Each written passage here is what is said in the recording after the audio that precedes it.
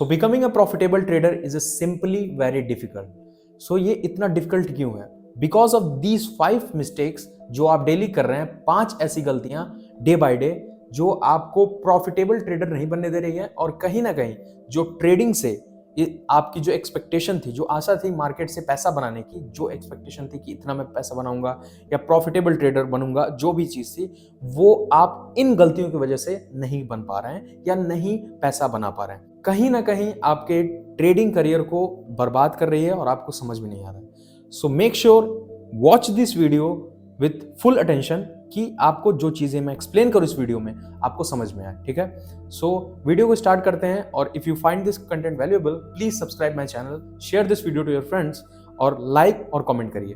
Telegram का link description में है। Ask me any question whenever you want. So चलिए वीडियो स्टार्ट करते हैं और समझते हैं चीजों को। So the first biggest mistake you are doing while day trading is strategy hopping. Strategy hopping इसका क्या मतलब है? सपोज आपने एक स्ट्रेटजी बनाई, आपने एक एज बनाई और काफी टाइम से वो पैसा दे रही है, कुछ वीक से आपको पैसा दे रही है, कंसिस्टेंटली रिटर्न दे रही है, but somehow in some market condition वो स्ट्रेटजी काम करना बंद कर देती है। It stops working. अगर वो काम करना बंद कर दे रही है, मोस्ट ऑफ द ट्रेडर्स क्या करते हैं, they are switching on another strategy. वो तुरंत दूसरी स्ट्रेटजी पे शिफ्ट होने की कोशिश करते हैं। उनको लगता है कि ये स्ट्रेटजी बेकार है, ना कि वो ये सोचते हैं in what market condition it is not working, am I doing something wrong, क्या रीजन है, क्यों काम नहीं कर रही है। वो तुरंत दूसरे स्ट्रेटजी की तरफ शिफ्ट हो जाते हैं। तो स्ट्रेटजी हॉपिंग एक बहुत बड़ी प्रॉब्लम है जिसकी वजह से आप प्रॉफिटेबल ट्रेडर नहीं बन पा रहे हैं या एक रिटर्न नहीं बना पा रहे हैं, मार्केट में अपने कैपिटल को ग्रो नहीं कर पा रहे हैं। ये एक बहुत बड़ा रीजन है ट्रेडर्स के साथ। तो एक स्ट्रेटजी पे आपको मास्टर करना है, एक स्ट्रेटजी पे रहिए। अगर वो काम नहीं करती है तो ये सोचिए कि क्या कंडीशन है मार्केट की, am I doing something wrong, क्या प्रॉब्लम है जिसकी वजह से ये स्ट्रेटजी काम नहीं कर रही है, और कौन से मार्केट कंडीशन में स्ट्रेटजी काम करती है। ठीक है, तो स्ट्रेटजी हॉपिंग एक बहुत बड़ी प्रॉब्लम है ट्रेडर्स के साथ। Second mistake, over confidence on trading strategy. आपको अपने एज पे कॉन्फिडेंस होना बहुत इंपॉर्टेंट है, ठीक है, बहुत अच्छी बात है, बट ओवर कॉन्फिडेंस आपके ट्रेडिंग करियर को कैसे बेकार करता है मैं आपको एक्सप्लेन करता हूं। Suppose because of over confidence आपका जो माइंड है, जो सबकॉन्शियस माइंड है, वो हमेशा पॉजिटिव थिंकिंग रखेगा कि ये ट्रेड मैंने एग्जीक्यूट किया है। ओवर कॉन्फिडेंस के कारण कहीं ना कहीं आप हमेशा टारगेट के बारे में सोचेंगे, हमेशा पॉजिटिव थिंकिंग रखेंगे कि मुझे इस ट्रेड की, इससे जो आउटकम की एक्सपेक्टेशन है वो प्रॉफिट की है। तो you are always thinking about profit profit profit. But आपको मार्केट में अगर आपको एक प्रॉफिटेबल ट्रेडर बनना है तो प्रॉफिट से ज्यादा आपको लॉस के बारे में सोचना है। एक नेगेटिव थिंकिंग रखना बहुत इंपॉर्टेंट है। अगर आप हमेशा पॉजिटिव थिंकिंग रखेंगे तो आप ज्यादा साइज पुट ऑन करेंगे, ज्यादा रिस्क लेंगे, और ओवर कॉन्फिडेंस की वजह से आप अपना कैपिटल ब्लो कर देंगे। ठीक है, अपना अकाउंट ब्लो कर देंगे। तो confidence is very good for your trading strategy. आपको अपने ट्रेड पे कॉन्फिडेंट होना चाहिए। In what market condition you are doing whatever it is, आप किस वजह से ट्रेड ले रहे हैं, सही है। ओवर कॉन्फिडेंस बहुत रूइन कर सकता है आपकी ट्रेडिंग करियर, और बिकॉज ऑफ दैट आप कहीं ना कहीं डिप्रेस्ड फील करते हैं जब आप मार्केट से डिफीट होते हैं या जब आपका ऐसे हिट होता है तो आप ओवर ट्रेडिंग करते हैं इसी रीजन से। तो over confidence on your trading strategy ये एक बहुत बड़ी प्रॉब्लम है ट्रेडर्स के साथ, जो मोस्ट ऑफ द ट्रेडर्स हर बार करते हैं। उनको लगता है कि मैंने कल भी पैसा बनाया तो आज भी पैसा बनाऊंगा, ये स्ट्रेटजी हर बार काम करेगी। ऐसा नहीं है, क्योंकि आप प्रॉफिट के बारे में ज्यादा सोच रहे हैं तो आपको लगता है कि अब मुझे मार्केट से हर दिन पैसा मिलेगा। ये सबसे बड़ी प्रॉब्लम है ट्रेडर्स के साथ। तो ओवर कॉन्फिडेंस मत रखिए अपने स्ट्रेटजी के बारे में। थर्ड मिस्टेक जो ज्यादातर ट्रेडर करते हैं, trying to catch exact top और एग्जैक्ट बॉटम।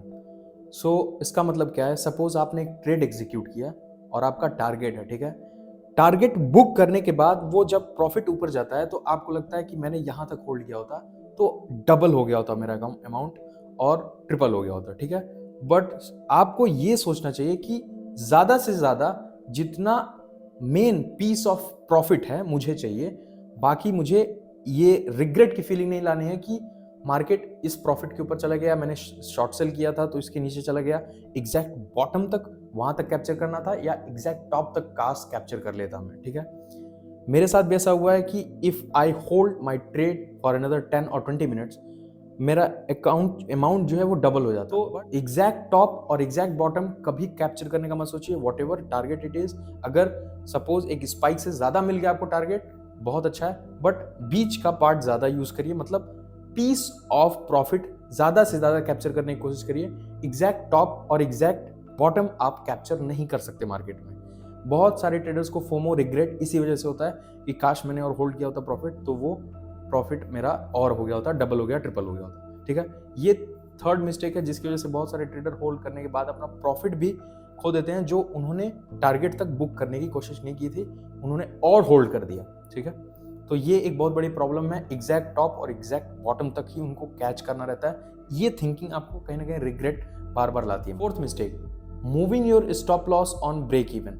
बहुत बार ऐसा होता है कि आप एक ट्रेड में एंट्री लेते हैं और पैनिक होने के बाद आप रिस्क मैनेजमेंट सोच के उस स्टॉप लॉस को ब्रेक इवन पे लाते हैं और कहीं ना कहीं प्राइस ब्रीद होता है और आपकी स्टॉप लॉस को हिट करके टारगेट हिट करता है। But it is not a part of risk management. ये रिस्क मैनेजमेंट का पार्ट नहीं है।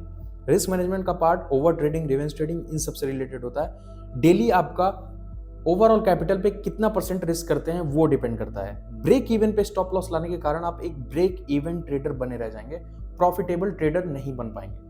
उसका रीजन क्या होता है कि आपको लगता है कि अब मैंने ब्रेक इवन पे ला दिया, अब मेरा कोई स्टॉप, अब तो मेरा कोई लॉस नहीं होगा, अब छोड़ देते हैं। थोड़ा सा प्राइस को ब्रीद होने दीजिए, क्योंकि कहीं ना कहीं आप जब एक ट्रेड में एंट्री लेते हैं तो आप उतना अमाउंट रिस्क पे रख रहे हैं। समहाउ अगर वो ऊपर नहीं जाता और वहीं से स्टॉप लॉस हिट हो जाता तो आपका रिस्क पे है ना उतना अमाउंट।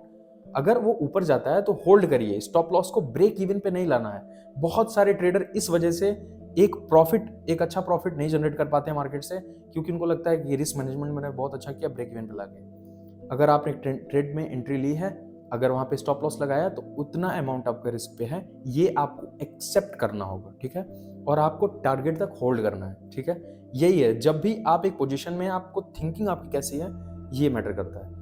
1:1 हिट होने पे या 1:1.5 हिट होने पे आप ब्रेक इवन पे लाते हैं, there is no logic behind this. ठीक है, आपको होल्ड करना है ट्रेड को, थोड़ा सा प्राइस को ब्रीथ करने दीजिए और टारगेट हिट होने का वेट करिए।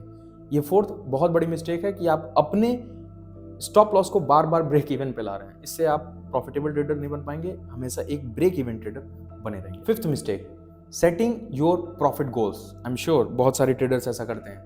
अगर वो एक वीक में उन्होंने सपोज 20 या 30,000 बनाया है, वो तुरंत कैलकुलेटर ओपन करते हैं अपना एंड ट्राई टू कैलकुलेट कि एक वीक में इतना, 1 मंथ में इतना, 3 मंथ में I am gonna make this, ये वो, this and that. See, I am telling you trading is not something which is linear. आपको ट्रेडिंग, अगर आपने इस वीक में 20,000 रुपीज बनाया तो ये कंफर्म नहीं है, जरूरी नहीं है कि आप नेक्स्ट वीक में या नेक्स्ट मंथ में जो भी आपने पिछले मंथ में बनाया, पिछले वीक में बनाया है, वही प्रॉफिट बनाएंगे।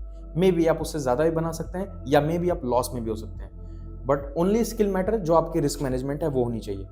तो ट्रेडिंग, सेटिंग प्रॉफिट गोल एक कहीं ना कहीं आपको, आपके मेंटल हेल्थ को भी बेकार कर सकता है, क्योंकि आप जो एक्सपेक्टेशन रखते हैं मार्केट से, उसकी वजह से अगर वो एक्सपेक्टेशन रियलिटी नहीं होती है तो आप कहीं ना कहीं मार्केट से डिफीट होना पसंद नहीं करते, क्योंकि आपको लगता है कि मैंने जो सोचा था वैसा नहीं हुआ और आप डिफीट नहीं होना चाहते, क्योंकि डिफीट हैं आप, बट आप एक्सेप्ट नहीं करते। गेम प्लान है ओवरऑल वो बेकार हो जाता है ट्रेडिंग का। ठीक है, तो setting profit goals is not good for traders. अगर आप एक प्रॉफिट गोल सेट कर रहे हैं कि आपको मंथ में इतना चाहिए, या मैंने पिछले वीक इतना बनाया तो नेक्स्ट वीक में इतना, इसका मंथ से मल्टीप्लाई करके ईयरली इतना, ये कंप्लीटली नॉनसेंस चीज़ें हैं। जितनी भी चीज़ें मैंने इस वीडियो में बताई हैं, ये सारी चीज़ें नॉनसेंस हैं जो आप कर रहे हैं कंसिस्टेंटली और आपको समझ में नहीं आ रहा है। ठीक है, सो आई होप ये चीज़ जो मैंने आपको बताई है वैल्यूएबल होगी आपके लिए, और इस वीडियो को ज़्यादा से ज़्यादा शेयर करिएगा, और जो भी की पॉइंट्स मैंने आपको डिस्कस किए हैं आपके साथ, मेक श्योर कि आप उस पर काम करिए और उसको इम्प्रूव करिए।